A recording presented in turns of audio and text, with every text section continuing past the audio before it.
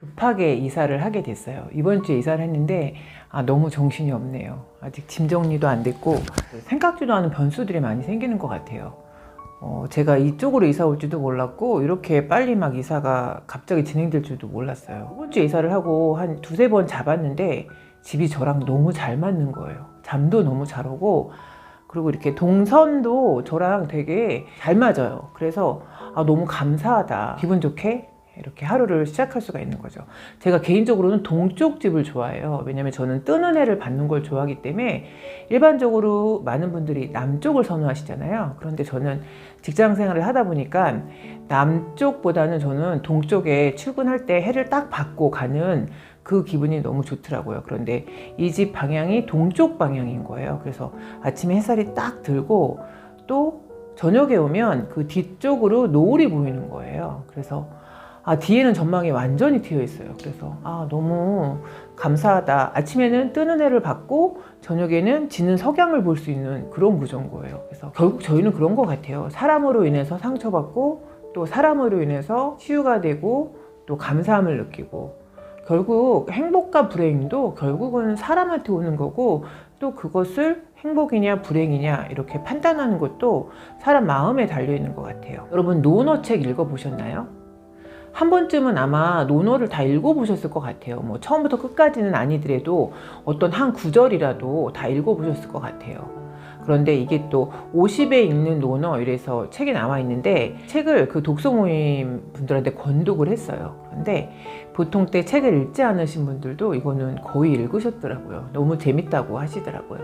그런데 저도 이거를 다시 읽어보니까 저희가 뭐 중학교 때 그 한문 시험, 저희가 한문을 잠깐 배웠었잖아요. 저희 세대는 한문 시험에 나왔던 그 논어의 많은 문구들이 여기 다 써 있더라고요. 새삼스럽게 중학교 때 생각이 잠깐 나더라고요. 이거 저희가 50대잖아요. 그런데 50대, 60대 이 50대, 60대를 그 나이로 보면 안 된대요. 그래서 0.8을 곱하는 게 맞대요. 50대가 지천명이다 이렇게 얘기를 하잖아요. 그러면 50대에다가 0.8을 곱하면 결국엔 60대가 지천명이다 이렇게 해석을 할 수 있는 거래요. 그러니까 불혹, 뭐 40대는 불혹, 유혹에 흔들리지 않는다. 그렇지만 거기다 0.8을 곱하면 어떻게 보면 50대에 맞는 말일 수도 있는 것 같아요. 그런데 50대는 결국엔 유혹에 흔들리는 나이라는 거예요. 여러분은 어떤 유혹에 흔들리시나요? 이 책에서는 50대에는 삶과 돈과 사람 이 세 가지에 흔들린대요. 이거를 읽고 생각을 해봤어요. 삶, 내가 삶에 흔들리나? 그런데 저는 40대 때는 정말 많이 흔들렸던 것 같아요. 그리고 50대에도 물론 많이 흔들리죠. 지금도 흔들리고 있고. 그렇지만 점점점 정리되어 가고 있다. 이런 느낌을 받게 되는 거죠. 돈에 또 흔들린대요. 여러분 돈에 흔들리시나요? 저는 지금까지는 정말 돈에 많이 흔들렸던 것 같아요. 그런데 이 50이 넘어서고 나니까 돈에 되게 초월해진 것 같은 그런 기분이 들더라고요. 제가 한번 여유 있게 물론 살 때도 있었죠. 그리고 돈을 정말 없이 살 때도 있었어요. 생각지도 않은 아주 궁핍하다고 생각될 정도로 되게 안 좋은 상황까지 가본 적도 있었거든요. 그런데 그런 금전의 바닥을 쳐보고 나니까 돈은 있어도 살고 없어도 살 수 있겠다 이런 생각이 가끔 들더라고요. 그런데 뭐 여러분도 아시다시피 공무원은 연금 제도가 있잖아요. 그래서 뭐 지금은 연금이 많이 깎여서 예전처럼 그렇게 뭐 안정적으로 볼 수는 없는 분위기이지만 그래도 그 연금이 저희한테는 나온다는 게 너무 감사하고 축복인 거죠. 사람에 흔들리는 시기가 50대래요. 여러분 사람에 흔들리시나요? 그 많은 사람들이 특히 30대 막 이런 분들은 막 사람들 속되게 말해서 사람들한테 막 줄을 서시는 분들 굉장히 많이 있으시잖아요. 그런데 50대에도 사람들한테 줄을 선다. 이거는 정말 너무 격이 없어 보인다고 할까요? 그런 생각이 들더라고요. 그래서 저는 50대가 되니까 사람을 보는 기준이 굉장히 많이 달라졌어요. 그래서 예전에는 어떻게 보면 직업 이런 걸로. 그런데 저는 50대가 들어서면서는 직이나 직업보다는 그 사람 그 내면의 마음가짐 이걸로 많이 보는 쪽으로 바뀐 것 같아요. 이 논어에서는 그렇게 얘기해요. 돈으로는 세상의 반밖에 해결을 못 한대요. 여러분 돈이 다다 이렇게 생각하시는 분들 있잖아요. 그런데 돈은 사실 있으면 너무 편하죠. 없으면 정말 불편해요. 하고 싶은 것도 못하고 어른들한테 효도하고 싶을 때 있잖아요. 그런데 반드시 그게 또 돈을 무시하고는 할 수 없는 부분이 있죠. 그런데 그 돈은 정말 반밖에 해결하지 못한다는 거예요. 다는 해결할 수 없다는 거예요. 그리고 저희도 이렇게 인생을 보면 정말 없는 분들은 가족 간의 분쟁이 별로 없어요. 그런데 정말 재산이 있으신 분들은 정말 엄청난 재산 싸움을 형제끼리 많이 하시더라고요. 보통은 회사가 1순위, 가족이 2순위, 내 꿈이 3순위 이렇게 살아간다는 거예요. 그런데 50이 넘으면 이거를 한번 재정비해 봐야 된다는 거예요. 저희가 여태껏 열심히 살면서 50까지 왔고 정말 회사가 1순위인 분들 너무 많았잖아요. 저희 매일 야근하고 토요일 일요일도 없고 또 이 눈치 저 눈치 보면서 정말 회사를 1순위에 올렸지만 또 그것 때문에 또 많은 걸 놓치고 사신 분들이 많이 있어요. 내 자식들이 커가는 과정을 못 보고 사신 분들도 있고 또 가정에 소홀하신 분들도 있고 또 어떤 직장 생활에 뭐 2차, 3차 이런 술자리를 하면서 또 가정이 불안했던 분들도 정말 많이 있으시잖아요. 그래서 50이 넘어서는 이제 나를 한번 되돌아봐야 된다. 나를 중심에 둬야 된다. 이렇게 얘기를 하고 있는 거죠. 뚜르지 말고 작은 이익을 보지 말래요. 제가 요즘에 그 골프 여러분 치시나요? 저는 그 골프를 예전에 잠깐 쳤었어요. 그런데 요즘에는 골프가 정말 많이 대중화가 됐잖아요. 그래서 그 골프를 안 친 지 되게 오래됐는데 사실 요즘에 다시 시작을 했어요. 여러분 정말 바삐 사러 오셨잖아요. 저도 어느 분이 저한테 그러시더라고요. 제가 그 운동을 아침에 일요일 아침에 운동을 하는데 그 운동을 가르쳐주는 선생님이 그러시더라고요. 제가 성격이 정말 급한 것 같대요. 그래서 제가 맞다 그랬어요. 그랬더니 선생님이 저를 성격이 되게 급하지 않은 걸로 보셨다는 거예요. 그런데 운동을 가르쳐 보면 이 사람이 성격이 급한가 안 급한가를 바로 알 수가 있대요. 제가 사실 성격이 굉장히 급해요. 그래서 그 아침마다 명상을 하면서 이 급한 성격을 막 가라앉히려고 막 이렇게 노력을 하고 있거든요. 그래서 제가 선생님한테 그랬어요. 내가 성격이 되게 급한 건 맞고 요즘에 돌을 닦으면서 급한 성격을 누르려고 노력을 하고 있다. 그랬더니 막 웃으시더라고요. 작은 이익을 돌보지 말라는 거예요.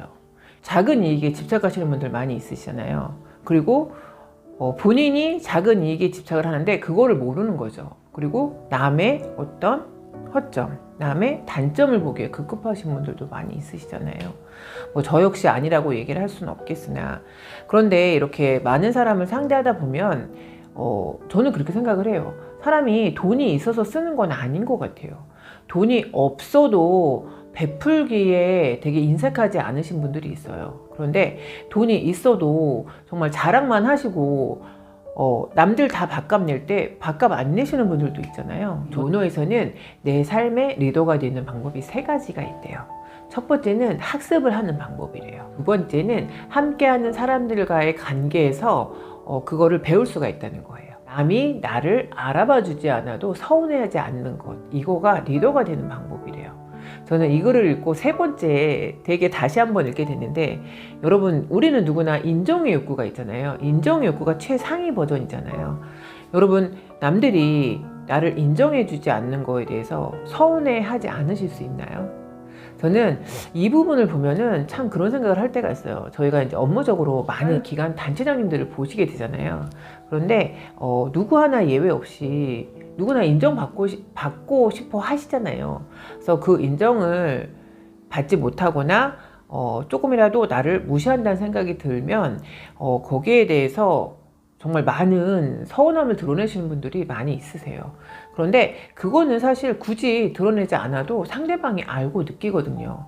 그럴 때 그분이 그거를 초연하게 넘어가면 정말 그분의 격이 높아지는 건 당연한 거고 그 상대방이 알아서 그분을 섬기게 되는 것 같아요. 여기서는 꾸밈과 성품이 모두 좋아야지 명품이래요. 여러분 밖에만 막 멋부리시는 분들이 있잖아요. 그리고 속은 정말 꽉 차 있는데 밖은 또 너무 허술하신 분들 있잖아요. 그러면 어떤 게 나은 걸까요? 이 논어에 써 있는 걸 한번 읽어 드려 볼게요. 내면의 바탕이 외면의 꾸밈을 이기면 촌스럽고 외면의 꾸밈이 내면의 바탕을 이기면 번지레하다. 이렇게 표현하고 있어요. 이 말 참 맞는 말인 것 같아요. 잘못을 알고도 고치지 않는 것은 정말 잘못이래요. 잘못을 알면서도 고치지 못하는 게 뭐가 있을까요? 저는 여기에 대표적인 거를 저는 음주와 흡연 같아요. 제가 이런 얘기를 드리면 어느 분은 예전에 어떤 분이 저한테 그런 얘기 한 적이 있었어요. 내가 담배를 못 끊는 거와 네가 살을 못 빼는 거는 동격이래요. 그 말 정말 맞다. 상대방이 담배를 못 끊는 거, 내가 살을 못 빼는 거, 그건 어찌 보면 정말 잘못된 거를 알면서도 고치지 못하니까 그거야말로 정말 잘못된 거라는 거죠. 90부터는 인자의 삶이 좋대요. 공자가 말하기를 지자와 인자가 있다 그랬어요. 근데 지자는 물을 좋아하고 동적이고 즐겁게 산대요. 그런데 인자는 산을 좋아하고 정적이고 오래 산대요. 여러분은 인자세요? 지자세요? 근데 가장 이상적인 거는 지자와 인자를 겸하는 거라는 거예요. 그래서 인생 전반전에는 지자로 사는 게 괜찮고 인생 후반전에는 인자로 사는 게 괜찮다는 거예요. 제가 이거를 보면서 제가 예전에는 정말 바다를 너무 좋아했어요. 지금도 바다 너무 좋아해요. 그런데 점점점 산이 좋아지는 거예요. 그래서 저도 그 취미 중에 그 봄, 가을에는 저도 캠핑을 많이 다니려고 해요. 왜냐면 그런 자연휴양림 같은 데서 이렇게 산속에 있으면 너무 힐링이 되더라고요. 그래서 캠핑을 가볼까? 이런 생각도 하고 있어요. 꾸준하기 위한 포기가 차별을 만든대요. 여러분, 무언가를 딱 목표를 설정을 하시면 그거를 꾸준하게 하기 위해서 포기해야 될 게 무엇이 있을까요? 저는 제가 새벽형 인간, 이거를 딱 중심을 잡고 나서 포기한 거는, 포기라기보다 지향하는 게 저녁 때 약속이에요.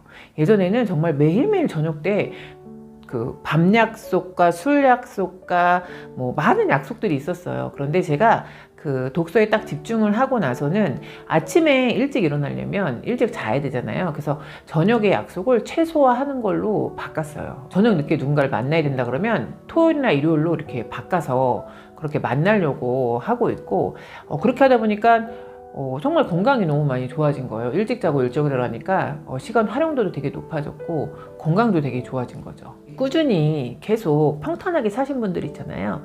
그런 분들의 삶도 멋있어요. 그런데 정말 폼나는 인생은, 인생 전반전은 어렵게 살다가 인생 후반전에 정말 멋지게 사는 인생이 정말 폼나는 인생이라고 이 책에는 써 있어요. 그러면 저는 정말 인생 후반전을 정말 멋지게 살고 싶다, 이런 생각 누구나 갖고 계시잖아요. 그런데 그 멋지게 산다는 게 뭘까요? 그거에 대한 기준 역시 저에게 속해 있는 거고 나만의 기준일 수 있는 거죠. 저는 아마도 여행, 독서, 기도, 명상 이런 거에 아마 집중하고 후반전을 살지 않을까, 저는 그런 생각을 하게 되더라고요. 논어, 맹자, 대학, 중용, 시경, 사마천, 사기, 이런 책들 있잖아요. 이런 책들은 정말 곁에 가까이 두고 그 때마다 읽어보면은 신인들의 지혜도 배울 수가 있고 인문학 고전에 대한 그 통찰력과 해안도 넓힐 수 있기 때문에 이런 책들은 소장용으로 충분한 가치가 있다, 이런 생각이 들었네요.